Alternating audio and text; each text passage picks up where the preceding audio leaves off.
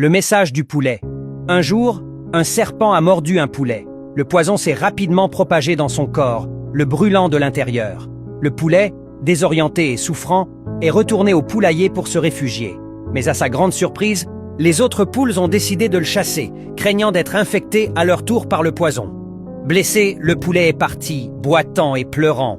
Mais ses larmes n'étaient pas causées par la douleur de la morsure, mais par l'abandon et le rejet de ceux qu'il considérait comme sa famille, ceux en qui il avait le plus confiance. Seul, fiévreux et avec une jambe blessée, il s'est éloigné du poulailler, exposé à la froideur de la nuit. Chaque pas qu'il faisait laissait couler une larme sur son visage. Les poules restées dans le poulailler l'observaient s'éloigner jusqu'à ce qu'il disparaisse à l'horizon. Certaines murmuraient « Laisse-le partir, il mourra loin d'ici ». Quand le poulet a disparu de leur vue, tous étaient convaincus qu'il ne survivrait pas. Quelques-uns regardaient même le ciel, attendant de voir des corbeaux survoler sa dépouille. Le temps passa.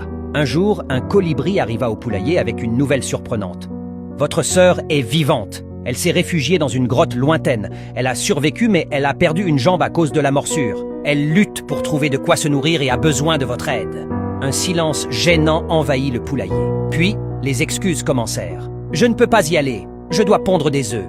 Moi non plus, je dois chercher du maïs.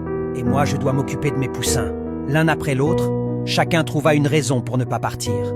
Le colibri, déçu, repartit seul vers la grotte, sans aucun soutien. Le temps continua de s'écouler. Un jour, le colibri revint avec des nouvelles encore plus sombres. « Votre sœur est morte. Elle est partie seule, sans personne pour l'aider, ni pour l'enterrer. » Cette fois, un poids écrasant tomba sur tous ceux du poulailler. Un sentiment de regret profond les envahit. Certains arrêtèrent de pondre, d'autres laissèrent tomber le maïs qu'ils portaient. Ceux qui s'occupaient de leurs petits les oublièrent un instant. Le remords brûlait plus fort que n'importe quel poison. « Pourquoi n'avons-nous rien fait plus tôt ?» se demandaient-ils avec amertume. Pris de désespoir, ils décidèrent tous de partir pour la grotte, peu importe la distance ou l'effort. Mais il était déjà trop tard.